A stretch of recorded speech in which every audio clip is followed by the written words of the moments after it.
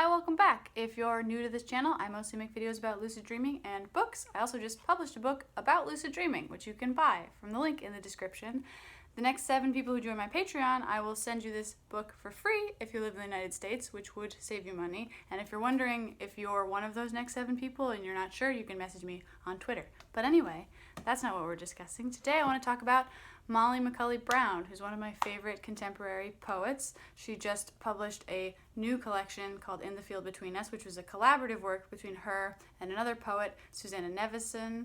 And I also want to discuss her one earlier collection, The Virginia State Colony for Epileptics and Feebleminded, which is possibly my favorite collection of poetry of all time.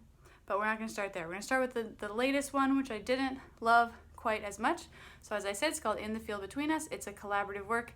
It's written in an epistolary form, so each of them are starting off their poems by saying Dear M, Dear S, or Dear Maker. It's sometimes somewhat clear, right, who's writing which poem, because obviously Dear M is probably written by Susannah, and vice versa, Dear S by Molly, but it's really not super clear who's writing what. This is a truly collaborative work where there are 2 voices weave together, and it's a thematic exploration of disability and chronic illness and just what it's like to exist in a body and all of those unpleasant things about existing in a body and existing in this world in a body, and the vulnerability of getting examined medically and things like that. It also has a lot of natural images. It's really beautiful. It's nice. I didn't love it. I went into it with the high expectations of having read McCully Brown's previous collection. I have never read anything by Susannah Nevison. I do intend to, because I think this was pretty good. I would say, I'm not sure if I would give this like 3 or 4 stars, maybe 4. I read it twice, and I don't feel like it really benefited from a second reading. I didn't really get much more out of it, which for me is kind of a bad sign. It's very pleasant. It's very pretty. It's got some stuff that I like in poetry. These are 2 clearly skillful poets. You know, they have skillful use of line breaks and stanza breaks, and they use unusual imagery, and they make good sound choices, and overall the poems are like pretty, and I do like the themes that they're exploring, so I thought I would like it more, but like I said, it didn't really benefit from a second reading for me, and I just wasn't too crazy about it. But I will read a couple of just, not even entire poems, just to give you an idea of some of those images and phrases that I did like. Here's one, probably written by Susannah because it's one of the poems. It says, Dear M. The coffin in my chest blows open in the wind, and for once I think I know what it's like to be without all our dead and heavy things. I like that. That's nice. Still, even that doesn't really like blow me away though. Another one. Would you say that birth is the first hard frost we somehow just survive, and that, like us, the trees learn spring isn't fast or kind, but another way the world takes stock of what's allowed to stay? It's nice. I'm not over the moon about it, but I was over the moon. I think that's all I really have to say. Oh, one more thing. One of the people on the back who's quoted as a reviewer said that it's impressive how the voices really blend together, and like I said, it's really not clear who wrote what, you know, other than the fact that some of the poems start with Dear S or Dear M, and you can kind of guess, but clearly I'm sure they did all the editing together, and they probably influenced each other. And I mean, I'm not sure what the process was like, but it's really kind of unclear who writes what in terms of voice, because the voices really blend together, and that was mentioned as something impressive. And while it is impressive, I'm not actually sure that it's the best way for 2 unique poetic voices to really shine. But like I said, I haven't read Susannah Nevison, so maybe I'm wrong. Maybe, but I would expect, honestly, that her own work that was not collaborative would probably be better, but that is very subjective. That was just my feelings about it. This had, for me, almost like a yes and feeling, where one poet would introduce an image and then the next one would add upon that, but I wanted more like problematizing and questioning of those images. It seemed like once an idea appears, it's like, yes, sure, that is the metaphor now, and I don't know. I would have rather actually read a conversation with 2 distinct voices than 2 voices that blend so well together that you can't even really tell who wrote what. But that's just me. Like I said, 3 or 4 stars, not really sure. As opposed to the 5-star. My favorite, you know what, yeah, I'm gonna for now, go ahead and call this my favorite book of poetry. Favorite collection of poetry. For now. I'm sure that will change. I just reread The Virgin Suicides, made a video about that. That was my favorite novel for years and years. Wowza, not my favorite. I don't think I have a favorite novel right now. So there's that. I did talk about this a little bit in another video about poetry that I liked, but I didn't really go into it, and I think I did actually a very bad job of explaining it. So I wanted to talk about it again.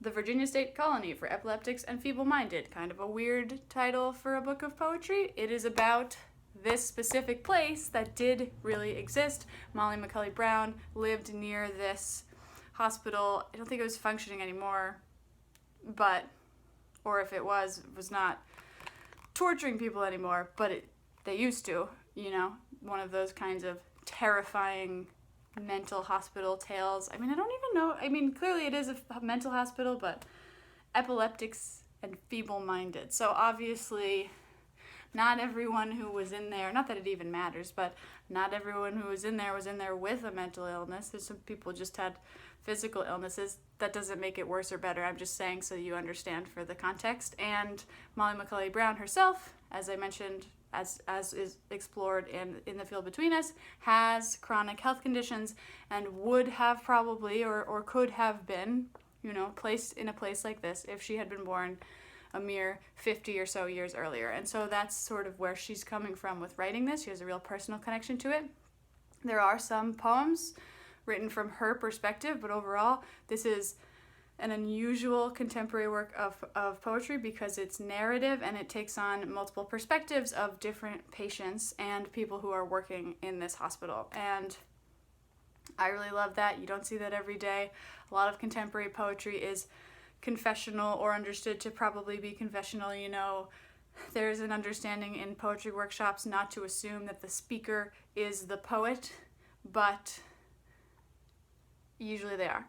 But in this case, sometimes that's the case, and then other times you can tell explicitly that this is a poem being written from the perspective of one of the patients, and then you get the perspective of people working there, some of whom are sort of sympathetic to what's going on, and some of whom are so entrenched in their ableism that it's just super sickening. I should also give a trigger warning for this, for all sorts of things.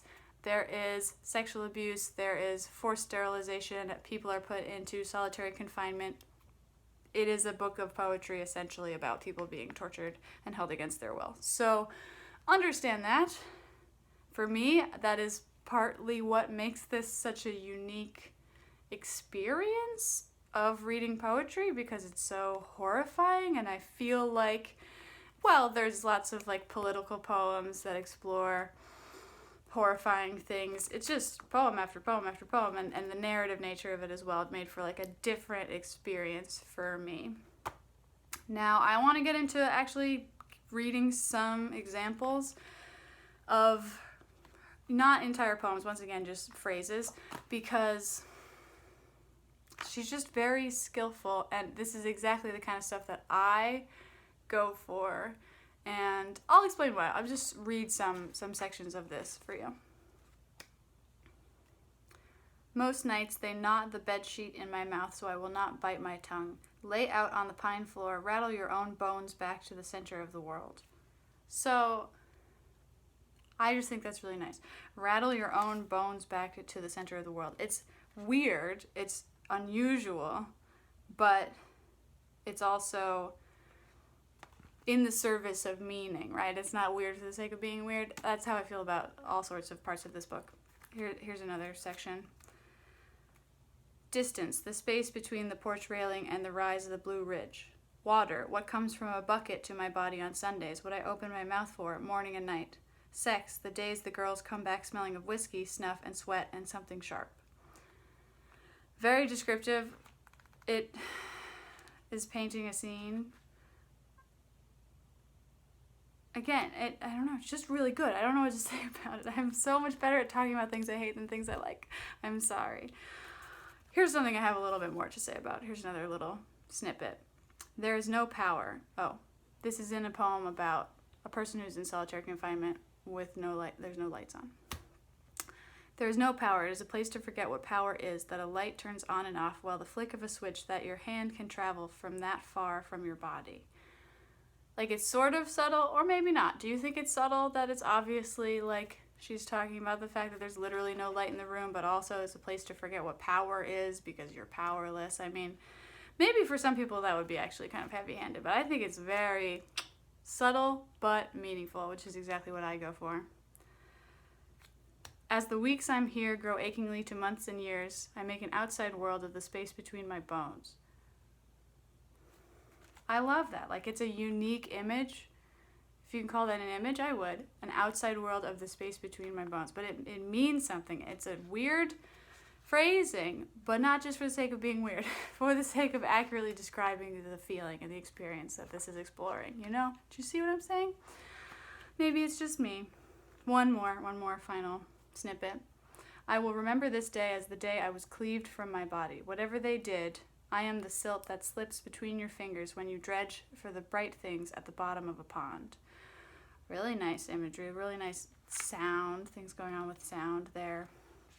And this is an impressive work of historical research. It's one of those based on a true story type things, like no specific, the specifics may have been changed. You know, there's a little disclaimer at the beginning about that, you know, but it's obviously based on a real place, and she does incorporate documents about these sterilizations that happened, which I find really unique, interesting, cool, and just a good idea. Very disturbing to read through those. So, Molly McCully Brown is a genius. That's I think I'm going to title this video, but I feel bad because that kind of leaves out Susannah Nevison, who I don't know anything about. But maybe I'll make a video about her too. I do think I'll need to go and read some of her stuff, but just wanted to tell you all about some things that I highly recommend this one, and probably start here if you're not put off by all of the literal torture, and if you like that, or if you are put off by all of the literal torture, this explores many of the same themes and is much gentler and nicer and very pretty all the same. So that's all for now. Even if I wanted to keep talking, I have to turn my AC off to make this video, and I'm going to get really sweaty, so I think that's all I have to say. Please buy my book. Subscribe if you haven't already. See you next time.